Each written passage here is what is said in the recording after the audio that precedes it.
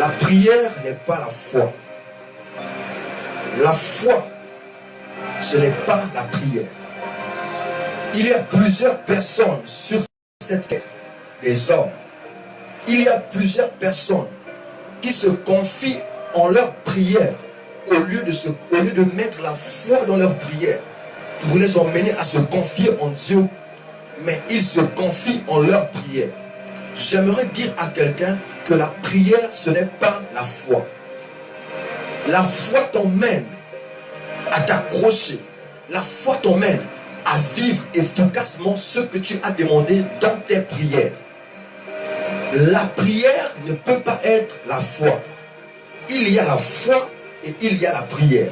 Ce qui rend la prière puissante, c'est la foi dans la prière. Mais un homme qui prie, mais qui ne croit pas en ce qu'il a dit dans ses prières, prie de manière vaine.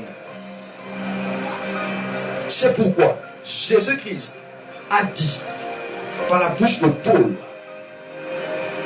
dans le livre, je pense, de Hébreux, il a dit quelque chose, que sans la foi, il nous est impossible d'être agréable à Dieu.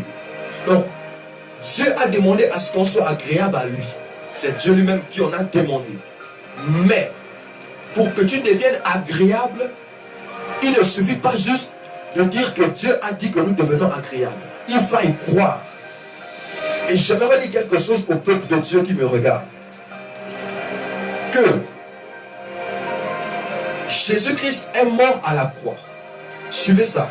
Jésus-Christ est mort à la croix. Il est mort à la croix une fois pour toutes. Mais, si vous ne croyez pas dans l'œuvre de la croix, si vous ne croyez pas dans la puissance de l'expiation faite à la croix, cette œuvre de la croix n'aura aucune puissance dans vos vies. C'est la place là où beaucoup se disent, mais comment Dieu est mort à la croix, et beaucoup vont encore aller en enfer. Ils iront en enfer parce qu'ils ne croient pas à ce que Dieu a fait à la croix. Ils pensent que l'histoire du péché n'a pas encore été réglée. La question du péché a été réglée. Il faut que vous puissiez croire. Alléluia. Et oui, mon frère, ma soeur, tu dois croire à l'œuvre de la croix. Tant que tu ne crois pas à l'œuvre de la croix, bien que Jésus soit mort, cette œuvre dans ta vie deviendra inutile. C'est la foi qui va t'emmener à rendre cette œuvre puissante.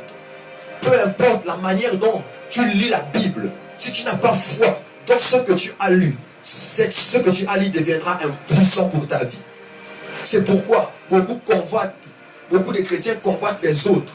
Comment il a fait? Comment il a fait? Je vais devenir comme lui. Je vais devenir comme elle. Mais tu oublies qu'elle, elle croit. Elle ne lit pas la parole comme un littéraire. Elle ne fait pas de la parole une littérature.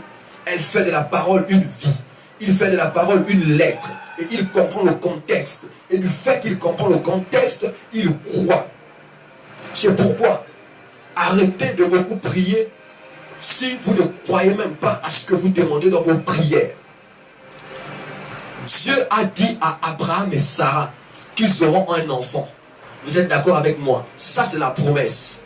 Abraham et Sarah ne devaient pas rester assis et attendre ces choses. Ils devaient commencer à se comporter comme des personnes ayant déjà un fils, comme des personnes ayant déjà un enfant.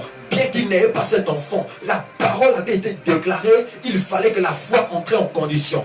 Tant que tu n'as pas mis la foi dans ce que tu as demandé, tant que tu n'as pas mis la foi dans ce que tu as prédit, ça ne pourra pas arriver.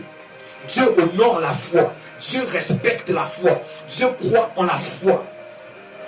Et même les sorciers, même les francs-maçons, même les tradis praticiens, ces personnes-là, lorsqu'ils veulent rentrer dans d'autres niveaux, pour consulter les génies, pour consulter les dieux, pour consulter les divinités, ils croient. Ils croient d'abord en l'existence de ces choses. Tu ne peux pas me dire que tu pries tout le temps. Et il n'y a pas de matérialisation, il n'y a pas de concrétisation de ce que tu as demandé dans tes prières. Il se peut que tu ne crois pas en ce que tu as demandé. Il se peut que tu as confondu la prière et la foi. La prière ne remplace pas la foi. Ne permets jamais à ton cœur de remplacer la prière par la foi. La prière n'est pas la foi, c'est deux choses différentes. Ne permets jamais à ton cœur de penser que l'œuvre de la croix, c'est la foi, c'est ta foi. Je suis mort à la croix. Amen. Mais, pour que cette croix devienne puissante, il faut la croire. Parce que tout est possible à celui qui croit. Alléluia. Oh oui, tout est possible à celui qui croit. Pas à celui qui a entendu que ça existe. Pas à celui qui a prié. La Bible dit, quand vous priez, croyez que vous l'avez reçu et c'est alors que vous le verrez s'accomplir. La Bible n'a pas dit quand vous priez, vous avez reçu. La Bible n'a pas dit quand vous priez, c'est déjà là. Ah oui, parce que beaucoup prient. Ils prient, ils sont fervents, ils sont fermes, mais ils ne croient même pas un seul mot de ce qu'ils ont demandé. Ils font de ça un texte, ils font de ça un agenda, ils font de leur prière un dictionnaire qu'ils partageront au monde, qu'ils distribueront aux gens. Ça ne suffit pas. Ça ne suffit pas. La prière, ce n'est pas la foi. Voilà pourquoi Jésus a dit, ta foi t'a sauvé. C'est ta foi qui t'a sauvé. Ce n'est pas tes prières. La Bible dit que la femme à la perte de sang avait résolu en elle-même. Qu'est-ce que si seulement j'arrive à toucher le pan de sa robe, je serai guéri. Ça, c'était une évidence de ce qu'elle ne voyait pas. Elle n'était pas guérie. Mais elle avait en elle l'évidence. Elle avait en elle la parole que si elle touche, elle sera guérie. Mais il fallait que la foi entre en action. Et c'est la foi qui t'emmènera à toucher le vêtement de Dieu. C'est la foi qui t'emmènera à toucher le pan de la robe de Dieu. Si tu veux que les choses qui te dérangent puissent tomber, j'aimerais te dire d'avoir la foi. La foi, ce ne sont pas les 5 sens du corps. La foi, ce n'est pas un sens du corps. La foi, c'est aussi un sens, mais ce n'est pas un sens du corps. La foi est aussi réelle que tous les sens du corps. La foi aussi t'emmène à sentir. Ah oui, je ne vois pas, mais dans une dimension, je suis en train de sentir. Dans une dimension, je suis en train de vivre ce que j'ai demandé. C'est la foi. Hébreux chapitre 11 à partir du verset 3.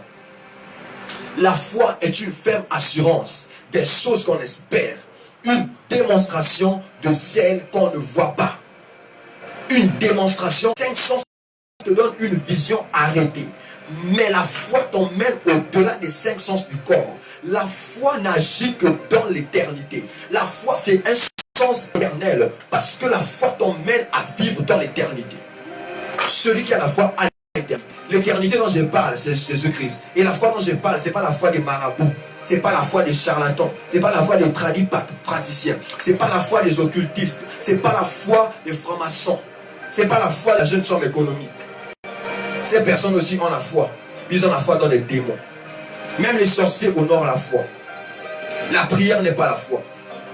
La prière et la foi sont bel et bien différents. Apprends à faire une différence